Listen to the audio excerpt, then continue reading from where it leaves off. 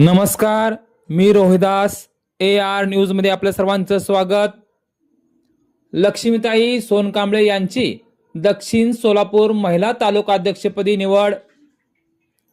वंचित बहुजन आघाडीच्या दक्षिण सोलापूर महिला तालुका अध्यक्षपदी लक्ष्मीताई सोनकांबळे तसेच उपाध्यक्षपदी राधाबाई वाघमारे तर महासचिवपदी संगीता पुजारी यांची निवड करण्यात आली। जिल्हा महिला अध्यक्ष श्वेताताई राजगुरू यांच्या हस्ते त्यांना नियुक्तीपत्र देण्यात आले।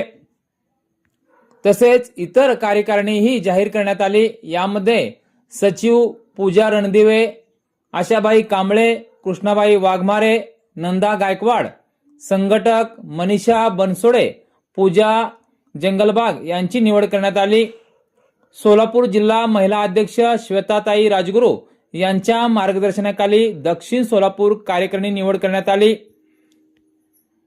यावेळी सर्व नूतन कार्यकारिणीला शुभेच्छाही देण्यात आल्या।